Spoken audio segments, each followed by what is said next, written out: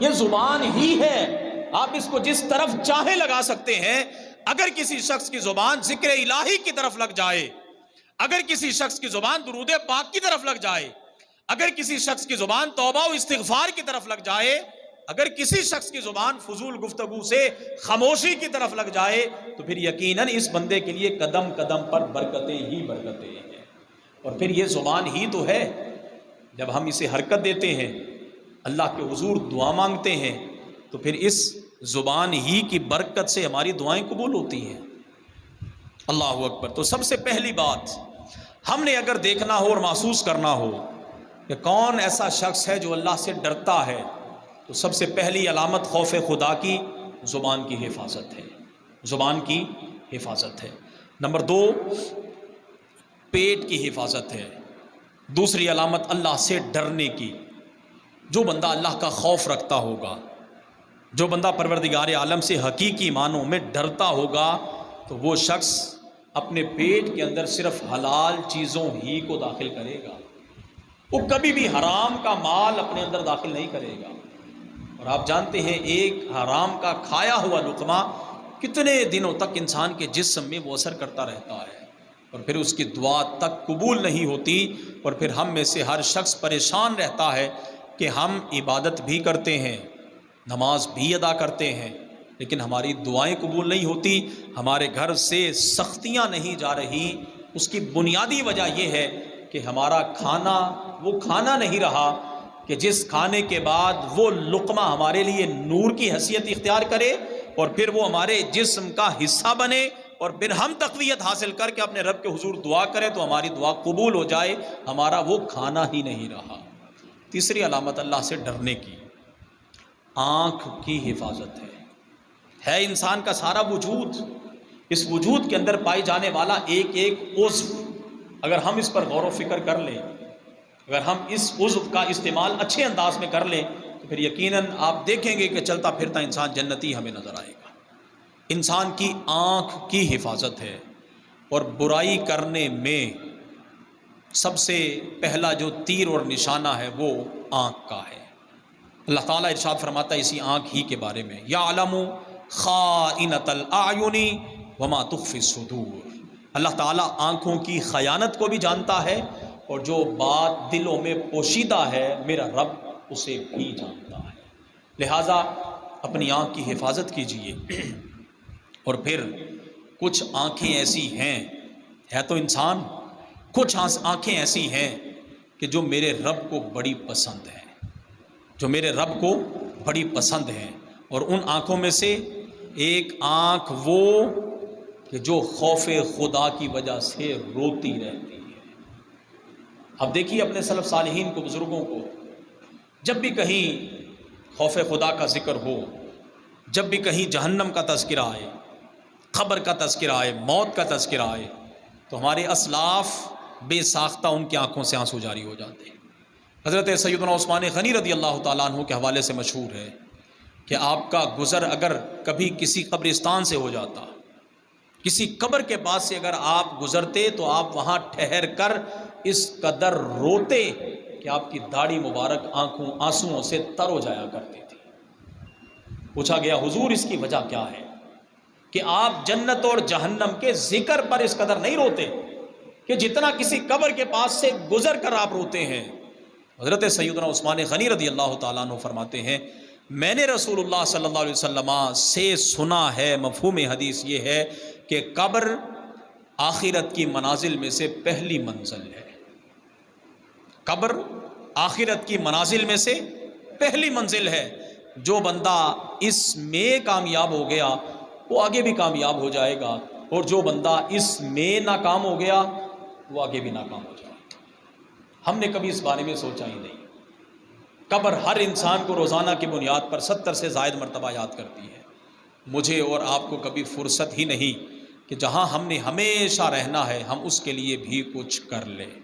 اور ایک بات میں اکثر عرض کیا کرتا ہوں، اب تو اس قدر جدت آ چکی ہے، اس قدر تیزی آ چکی کہ ابھی گرمیاں ہیں، گرمیاں آتی نہیں، ہم اس قدر تیز ہو چکے کہ گرمیوں کی تیاری ہم پہلے کر لیتے ہیں۔ سردیاں آتی نہیں، ہم سردیوں کی تیاری پہلے کر لیتے ہیں۔ صبح ہم نے 10 بجے 8 بجے آفس جانا ہوتا ہے، اس کی ناشتے کی تیاری ہم رات عشاء میں کر کے سوتے ہیں۔ بچوں کو ہم نے صبح 7 بجے اگر اسکول بھیجنا ہے تو تیاری رات کو کر کے سوتے ہیں۔ مجھے بتائیے ہم میں سے کون سا ایسا بندہ ہے جو یہ کہہ سکے کہ رات میں ناشتے کا سامان لے کے آیا ہوں، صبح مجھے کھانا بھی نصیب ہوگا کہ نہیں ہوگا؟ ہم میں سے تو کوئی ایسا بندہ نہیں ہے جو اس بات کا دعویٰ کر سکے۔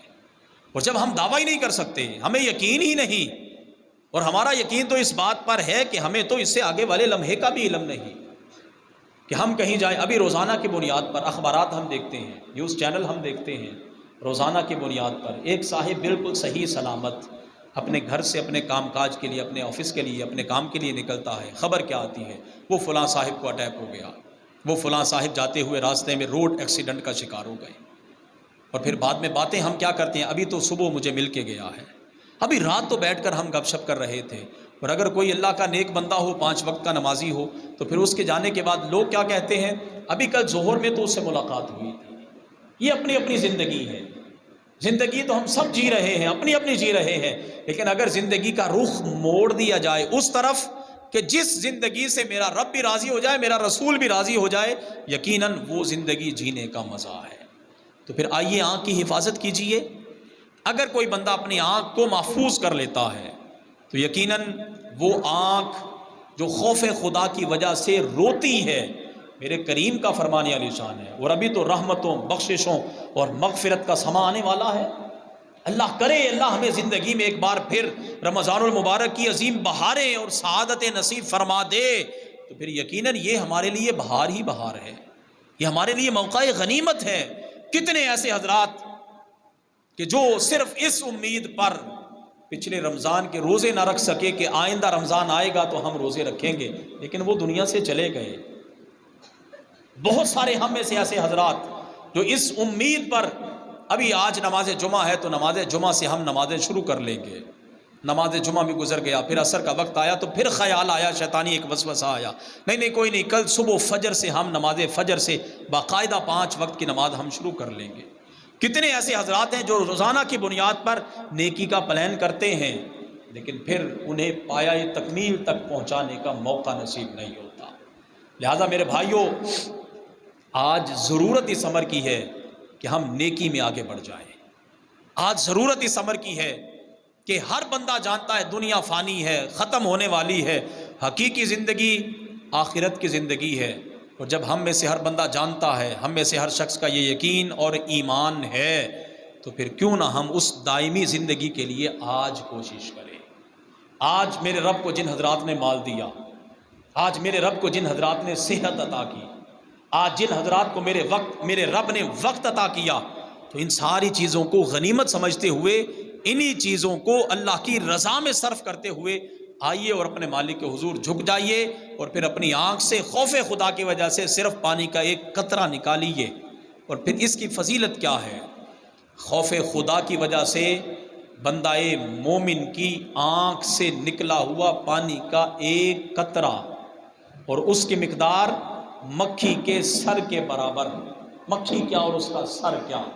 تشبیہ دینے کے لیے میرے کریم آقا صلی اللہ علیہ وسلم نے بیان فرمایا، اگر چھوٹے سے چھوٹا قطرہ صرف خوف خدا کی وجہ سے بندہ مومن کی آنکھ سے بہہ گیا، تو اب اس کی طاقت اور پاور کیا ہوگی؟ ایک طرف جہنم کی دہکتی ہوئی آگ ہے، اور دوسری طرف انسان اگر کوشش کرے کہ پانی اس کے اوپر انڈیل دے، جہنم کی آگ بجھ نہیں سکتی۔ ہاں، وہ خوف خدا کی وجہ سے نکلا ہوا آنسو کا ایک قطرہ، یہ ایک قطرہ جہنم کی آگ کو بجھا دے گا۔ یہ اس کی اتنی فضیلت۔ تو وہ آنکھ جو خوف خدا میں روتی ہے، وہ آنکھ جو خوف خدا میں ہر لمحہ بہتی رہتی ہے، وہ آنکھ میرے رب کو بڑی پسند ہے۔ بولیے، وہ آنکھ میرے رب کو۔ لہٰذا اگر کوئی شخص کسی کو دیکھنا چاہتا ہو کہ وہ واقعی حقیقی معنوں میں اپنے رب سے ڈرتا ہے، تو اس کی چوتھی علامت اپنے ہاتھ کا صحیح استعمال ہے، کہ کبھی بھی ہاتھ ناجائز کام میں استعمال نہ ہو۔ نمبر 5 انسان کا اپنا قدم ہے۔ نمبر 6 انسان کا دل ہے، جو ہر لمحہ خوف خدا میں دھڑکتا رہے۔ اللہ اکبر۔ اور پھر اسی دل ہی کے حوالے سے میں بارہا عرض کر چکا، رسول اللہ صلی اللہ علیہ وسلم نے اپنے صحابہ سے ارشاد فرمایا، میرے صحابہ جانتے ہو انسان کے وجود اور جسم میں گوشت کا ایک ایسا لوتھڑا ہے، اگر وہ ٹھیک رہے تو سارا بدن ٹھیک رہتا ہے، اور اگر وہ ٹھیک نہ رہے تو سارا بدن خراب ہو جاتا ہے۔ صحابہ کرام رضوان اللہ علیہم اجمعین نے عرض کیا، حضور آپ ہی ارشاد فرمائیں۔ نبی علیہ السلام نے ارشاد فرمایا، الا وہی القلب، خبردار وہ دل ہے، جس کا دل ٹھیک ہے سارا وجود ٹھیک ہے، جس کا دل ٹھیک نہیں تو اس کا کچھ بھی ٹھیک نہیں۔